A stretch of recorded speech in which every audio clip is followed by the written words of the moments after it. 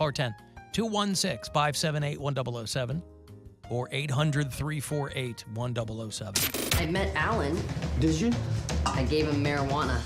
Oh, great. The Alan Cox Show on 100.7 WMMS.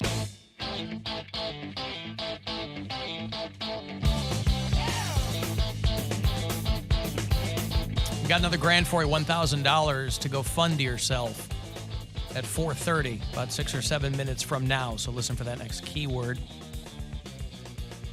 Cavaliers are off tonight. Still at home, though. They'll be on the floor at the Romo Fijo tomorrow night. So 7 o'clock is the tip-off. So right after we get out of here at 6:30 is when the pregame will get going against the Orlando Magic tomorrow night here on WMMS and on the iHeartRadio app. Thursday, I will have tickets for you, lower-level seats for the Smashing Pumpkins Jane's Addiction show, the Romo Fijo. On Saturday night, we're going to have people up here at the window. I'm going to have all manner of dumb questions for you. I'm calling it the Some Smashing Pumpkins questions because there will be some in there, and then there will be other just dumb, random questions. And we already have the people. No. Be there? How do we get those people? They're going to come right up to the window. Do they need to know when? No. So we're just going to They do not. I mean, probably around 3:30. Well, Try to get Poundcake out there with a wireless or something. Right, I feel like we should let them know when we're going to do it so that yeah, they like can around be 3:30. Here. Okay, 3:30 on Thursday. Yeah. Chance to win lower level Smashing Pumpkins tickets. Yeah. If you know some Smashing Pumpkins trivia. That's right. Okay. And you might even see Jane's Addiction. Yes. They've had to cancel a bunch of shows because Perry Farrell got hurt after the Madison Square Garden show. And so what they're saying now is that they plan on being back for Cleveland. But they canceled Pittsburgh, Philly, Quebec, and Montreal because he got hurt. So the plan is back on the road for Cleveland on Saturday night. Up north of the border, they've had a band called Our Lady Peace. Oh, hey. Filling. They're basically Canada's Smashing Pumpkins. But they're a good band. So they've been filling in for them. But Perry Farrell, maybe a strong wind grabbed him. I don't know. He's a slight man. And he's even more frail looking in person, too. He's like if someone made a Pee Wee Herman doll out of matchsticks, that would be Perry Farrell. He's one of the sweetest people you'll ever meet, but he's not made of sturdy stuff. So hopefully they'll be back. Our Lady Peace has some hits. Oh, yeah. Superman's Dead and That's all. a bunch of other ones. Just that one. Well, what was it? Starseed was one, and Superman's Dead, and I always confuse them with Seven Mary 3. Clumsy. Yeah, Seven Mary 3 had one or two songs, but Our Lady Peace had a handful of them.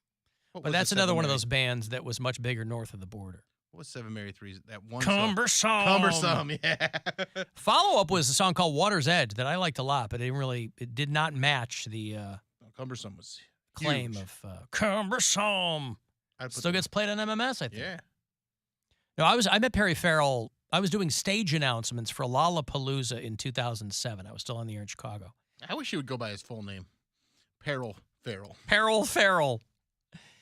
And I met him backstage. I don't think James was performing that year, but he's the grandfather of Lollapalooza, and so he's still walking around with his wife and talking to people, and I'm waiting to go out, and so there's just a bunch of people kicking around backstage.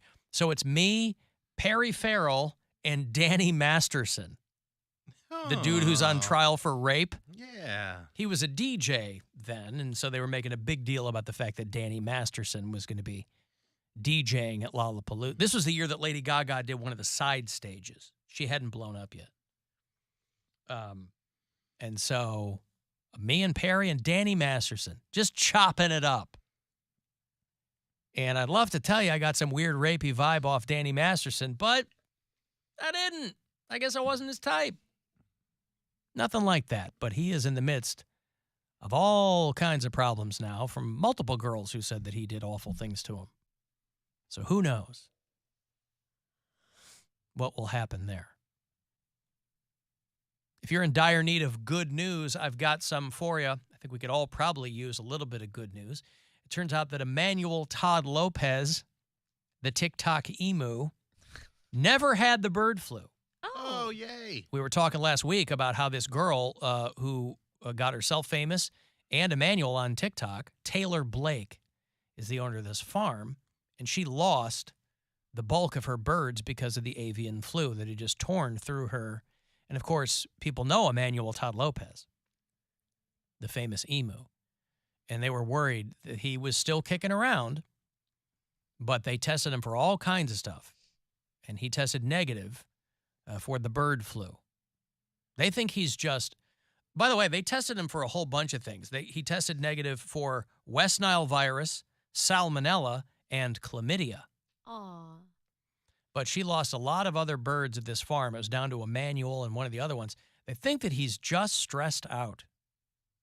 Yeah, wouldn't you be? Yeah, with all that fame, and you want your TikToks to do well, and sometimes they underperform. And it's just whether you're a bird or a person, it can be rough. So, and of course, this girl took some heat too, because there were a lot of animal handlers and virologists who were telling her, hey, you could get yourself very, very sick by cuddling him and kissing him. And, you know, she's very affectionate with Emmanuel the emu. She lost more than 50 birds at her farm in 3 days in Florida. But Emmanuel is hoping he's going to be better. Lack of appetite, twisted his neck. Result, you know, people go, what does an animal have to be stressed about? We're the only ones walking around not worried that we're going to get killed and eaten at any given time. Every other animal on the planet has something that's out there trying to kill it and eat it. And we're not on that. Unless maybe you live in Adelaide, Australia. There's a woman off her shift at the abattoir. But Emmanuel Lopez, the TikTok emu, is doing fine. Oh, thank God. So, listen, we could all use a little bit of good news. That is good news. And I don't know if he's going to be back to ticking and talking anytime soon. But you know, the girl who runs she does tweet in the first person as him, which is a little. Yeah, people do that, though. It's a little off-putting, but I started a Instagram account for Whoopsie, and I think I did one post from Whoopsie's point of view. I'm like, no, I hate that. yeah, it doesn't feel good. Yeah. Does not feel good. I thought about doing like a kids YouTube channel where Whoopsie goes on adventures, because kids love that stuff. Where Sure. It's just a dog doing things that dogs do, and then you do a dumb voiceover about all the things they're learning or seeing, and it's mind-numbing, but kids love it. Yeah. Yeah. But I haven't actually pulled the trigger on it yet, because it seems like a lot of work. Yeah. Well, sure. You're maintaining a YouTube channel with dog content on it, Mhm. yeah. But you could be immediately getting endorsements for Whoopsie, too. Right. But that goes back to, like, I don't want my dog to be more famous than me. So it's Yeah, an but the ego- money goes it's an to ego you. thing. What do you That's absolutely care? an It's an ego ego thing. But thing. you get the money. Yeah, but if I'd rather be rich than famous. What if that's how Good you point. got on a late night? Like With Fallon Whoopsie? had you on for your Just- dog, just but my didn't dog. acknowledge the fact that you were a stand-up once. This is Kanye in the don't even- T-shirts. I'm telling you. I wouldn't Kanye e- wishes yeah. he was a billionaire from his music. I don't know. I wouldn't actually care that much, but it's also like late night at this point is, I don't even care about that. The girl who chugged the beer, the comic who had the beer thrown at her, she Yeah. just did Kimmel. Yeah. Yeah. Like last night or 2 nights ago. Yeah. And that's like the first time they've had like an event where like late night's just not what it used to be. Yeah. It's if you do it, it's fine, but it's not anything that I feel like I need to do anymore. I guess he asked her after, like, he was like, hey, have you seen like a bump in your career from this happening? She goes, yeah, I just did Kimmel. It's like, okay, I see what you did there. Oh, on his show? Yeah.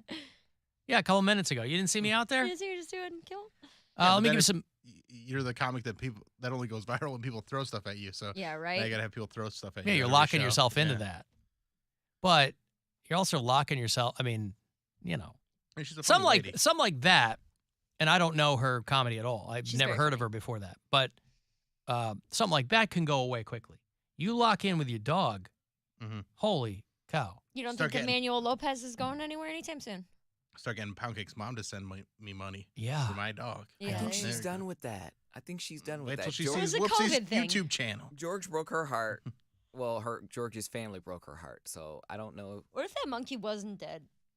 They Well, just lied. He just wanted some separation from break. Teresa. Needed a Well, break from her. His sister took his place, and my mom said she doesn't have George's charisma. That's She was- right. She was like, it's not the same. They can't just put in a stand-in monkey because their cash flow's gone. That's why it's such a delicate balance. You can have two exact animals. People love one, and the other one they go meh. You're no Siblings. George. I mean, imagine tying your cash flow into a dumb animal. That's whatever. It's not dumb though. It was a really smart. I'm just saying monkey. you're putting all your eggs in that animal's basket, and it's gonna die, and you got to hope you're making some money. But it Then you doesn't. got to come. It's like when what's a little Pomeranian that was super famous? The Pom dog, the little white. Oh my God! They marketed the piss out of that thing. They were selling stickers, and they were making millions of dollars off that dog. And then it died. And they're like, "All right, well, that's lightning in a bottle." They Yeah. had, But is that the same you thing know. with the monkey? Like monkeys have like the same lifespan as humans. I feel like, don't they? I don't know No, about I don't that. think so. I don't know. Bubbles the chimp, I think, is still alive. Oh, Boo was the Pomeranian I'm thinking of. Okay, hey, listen, let me give you this money here. It's $1,000. Chance for you to go fund yourself. You got to crack at this every hour. And right now you can do it. Good luck. The Buzzard wants you to go fund yourself and score $1,000. Enter the nationwide keyword BILLS at WMMS.com. That's BILLS. Enter it now at WMMS.com. And good luck from Buzzard Radio. Some monkeys live like Poundcake should read any of the Carrie Fisher autobiographies, either postcards from the Eds or wishful drinking. They're pretty entertaining. There's a lot of drugs and salacious details in those. Oh yeah, She's dead now. she was doing wild stuff, and she did not mind telling her stories. Mm-mm. Monkeys are what? What were you saying? 20 years or so Oh, yeah? for like the smaller. I'll ones. tell you what. Some of the bigger ones live 45, 50. You want my kid paying attention, you better put Sniper Wolf in these. Oh kid's all my about Sniper God. Wolf right my now. niece is watching her. That's all she watches. I'm like, why is this chick screaming? I gotta 24 tell you hours a though, day, she's out of all these YouTubers, and I know she does multiple channels. There's like a gaming thing, and then there's more adult stuff with cursing and stuff. But the things that she does that are PG, she's kind of funny because I mean her vocabulary is pretty good. She's super cute. Yeah, my daughter is in this phase right now. YouTube. She just wants to watch the like riddle videos Mm-hmm. because it's fundamentally stupid. Sure. This girl is a multimillionaire off of narrating other people's videos. Yeah. But good for her. Mhm. But yeah, my daughter's all about Sniper Wolf right now. My niece is into that. Oh, I was reading that. she's pretty attractive. She's got big old boobies. Well, you know what though? YouTube. Well, and this is the beauty too, is that like these girls who are on like Twitch and YouTube and all this stuff, their boyfriends are a hot mess. Oh, they're not. train wrecks. They're dating these. She's dating like a gamer dude. Yeah, Evan Sausage, Yeah. like this fat, bearded dude. You're like, Yeah. what is going on? She falls in love with his words. not his Oh yeah, here's his words. I was reading a thing. How'd you two meet? He was a big fan of her gaming channel because she's super hot. Yeah. And he said, I would drag my balls through a field of broken glass just to hear you fart through a walkie-talkie. 0% original, but it got her. And she wrote him back and just thought he was We hilarious. can And make that happen. he sent her a picture, but she later learned it was a fake photo because of course it was, because she looks like she does and he looks like he does. Anyway, but this girl makes a ton of money. She makes $1 million a month. Oh yeah. And she's got this massive house outside Vegas, you know. But I don't feel weird when my daughter's watching these videos because it's nothing. It's just For like kids. it's like design fails Right. or it's weird slime things. I don't even know Right. if it's for kids, but it's definitely PG. I was reading that YouTube, there are more people watching YouTube on their television than Amazon, Disney Plus, and HBO Max combined. That's the Right. only thing. Blake, Brian's daughter. That's the only thing she watches. She has a little, like a small, maybe I don't know, 20-something inch TV in her playroom, and it's on YouTube on a loop. That's all it is. Videos of kittens being rescued or like whatever. Yeah. Yeah, she's not doing that, but I'm like, you can't be watching YouTube like, you have like a half-hour YouTube. But that's all she wants to watch. Yeah. It's like funny riddle videos. She could do a hell of a lot worse than that. At Yeah. least she's trying to figure stuff out. But, yeah. Yeah, good. Because I was kind of having the conversation with her. I go, this is how this girl makes her money. Does she understand what you're saying? Yeah, because there's also a video on YouTube of this girl, a tour of her home. Ah. And it's this stark white everything. There's barely any furniture in it. But I was that. like, this girl got this By from doing these videos. My My 10-year-old niece will ask me that kind of stuff all the time. She found me on TikTok. And I have like 150,000 followers on TikTok. And she called me the other night. And she goes, how much money do you make on TikTok? And I was like, good to hear from you. I don't, actually. I appreciate that she cuts right to the chase. Oh, this kid wastes no time. This is That's is beautiful. that Mary Santora? This is the sassy one. And I was like, well, you Right to can it. make money on TikTok. It's never, because I'm trying to give her realistic expectations. I'm like, it's never enough to live off of. You still have to go to school. Unless it's $1 million a month, Right. and then you can easily live on that. I told her, I was like, Well, because it's crazy how many people make that kind of money on YouTube. yeah. It's not like this girl's a unicorn and she's making. There's tons of people who make millions of dollars, and God bless them. It's Good for them. It's crazy. It's so hard to get engagement though.